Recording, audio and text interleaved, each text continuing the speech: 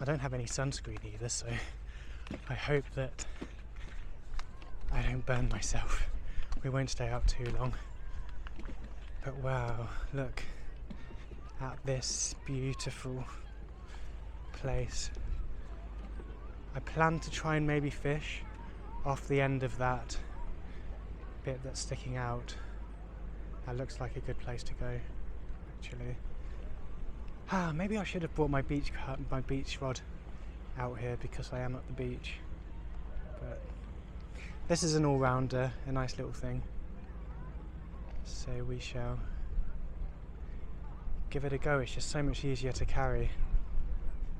Look how beautiful it is today.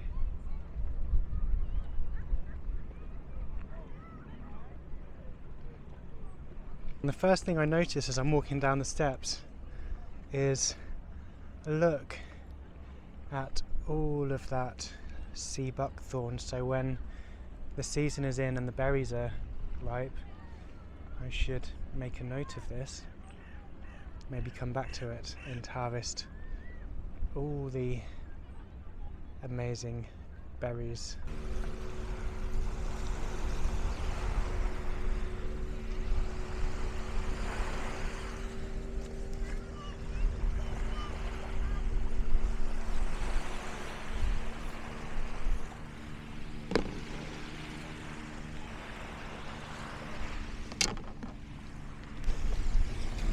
So just putting the rod together.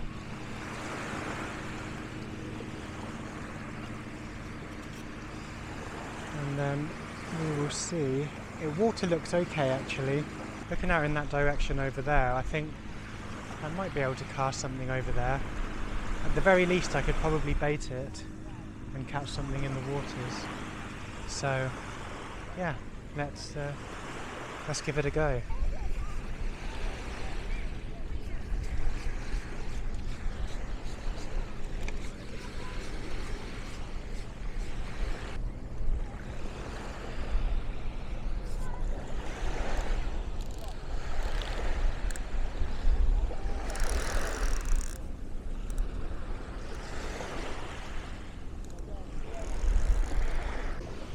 So I'm going to try my new, I forgot what you call it again. I'm just going to put that onto here, and it's a swivel clip, so all I have to do is to just turn and it's on.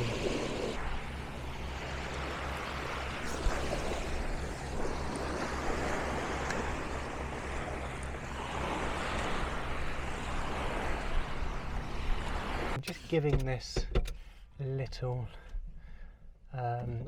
thing a test. I bought this stand which goes on the dash and it gives me the ability to video and drive hands-free, so this might work when we hit some really picturesque spaces in Cornwall, and also allows me to drive and talk. Sometimes I get ideas that I like to speak about and talk about then while I'm driving.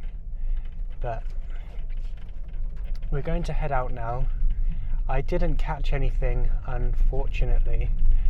I probably just didn't have the right rod, but also I think it was just too busy, far too busy, and the water, there was just boats going past all the time, and yeah, I think I needed to be further along towards the end of the estuary to have better luck. So we're going to get out of here. I bought some venison mince from a butcher. It's wild venison, made sure to ask, so that means that I will have that for dinner. So we're going to head back to Port Isaac because that'll be another time. By the time I get there, it will be the best time to fish again. I'm going to try fishing where I fished before, and hopefully we might catch something out there.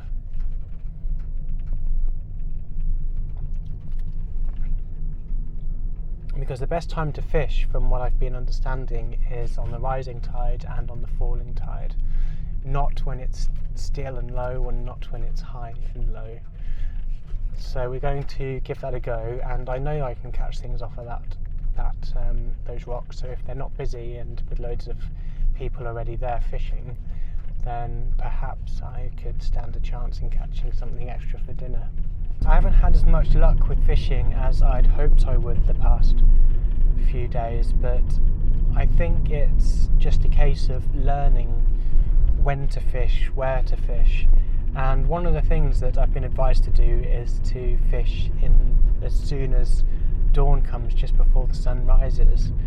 But trying to get up at like 4 or 5 in the morning to do that, I am not so sure. I mean, I can try, but that only happened this morning because someone woke me up who parked right next to me at 5. But I think dusk is better for me, but according to the fisherman at the shop, he said that he hasn't had much luck in evening fishing. He had more luck during the day. So I mean during the morning, very early mornings. So maybe I'll have to change my sleeping patterns, go to bed a little bit earlier and get up earlier.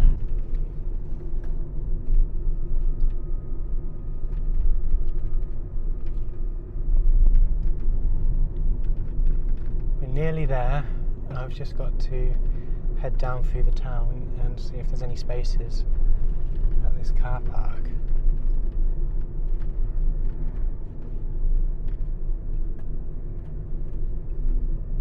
I'm already down to 47 miles range. It's only a small battery in this van, so I'll probably have to run back to charge it up at Wadebridge, because there's not very many chargers around here, which is the only thing.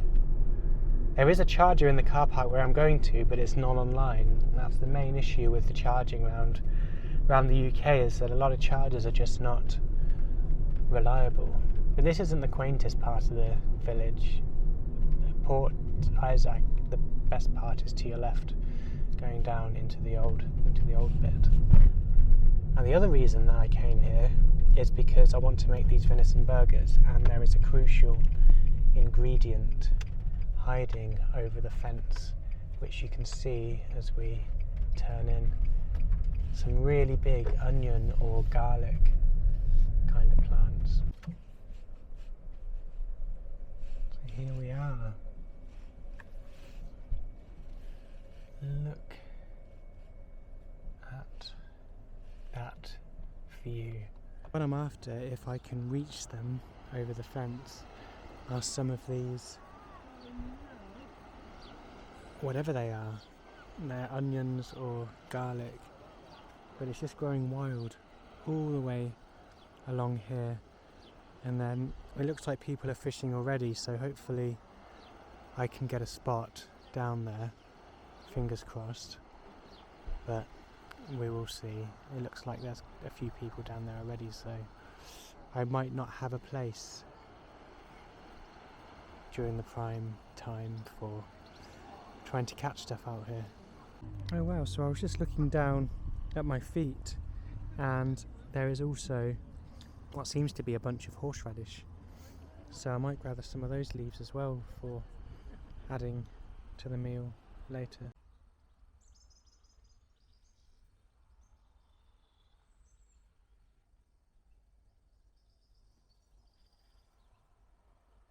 This is a very busy road that we're actually parked up next to, but it's such a beautiful spot. So as you can hear, I don't think I'll be able to make a video in complete piece, but see how we go. But we're making some venison burgers with some wild venison that I got from the butcher earlier. It's all defrosted and ready, but we're going to add a few greens to this. First of all, we're going to add a little bit of sea beet, and then we're going to add some horseradish that I just gathered a moment ago. We also have a bit of fennel and some black mustard flowers, as well as some of the leaves. And then lastly, these amazing either onion or garlic. They're just growing there wild, so I harvested some of those flower tops as an amazing spice.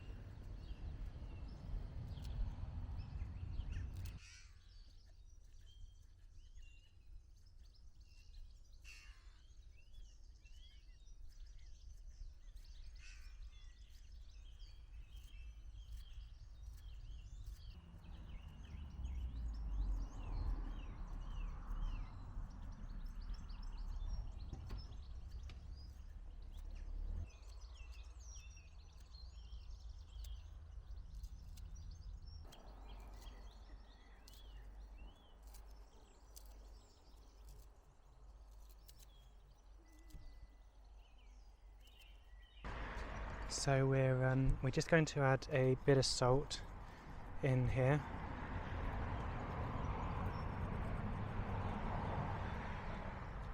Should be enough, I think.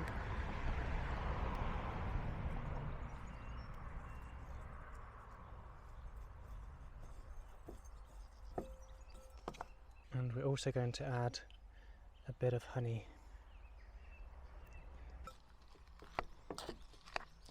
Still a little bit frozen, but it should be defrosted enough to mix it all up.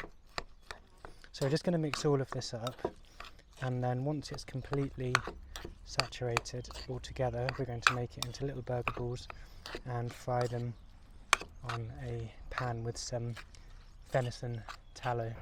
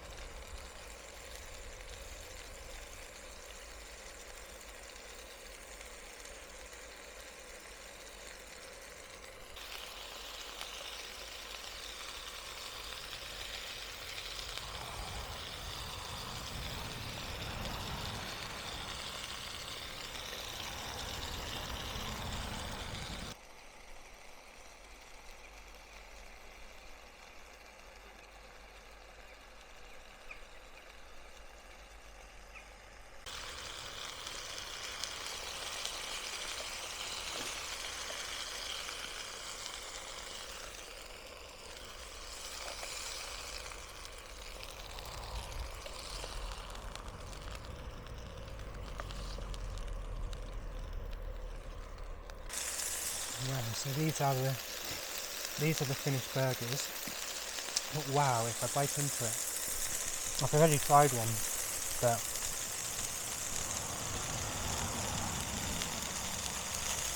they are so good. And the beauty of this is there's absolutely nothing bought, no bought spices or farm spices. It's just completely foraged and wild. But wow, just look at that. This beats every burger that I've tried in the past, apart from perhaps the ones that I had with Gemma of Earthwild London that were also wild. But wow, the fennel, the mustard, all of that comes together, including the feral onion. It might even be a wild variety of something, but I couldn't get over the fence to have a proper look at it. But it was feral, it was grown by the coast, so it's not been intervened by any farm methods, so it was good to gather and good to eat. So that is just absolutely delicious, and this is my dinner for, I think it's day 72 of the Wild Biome Project and my birthday.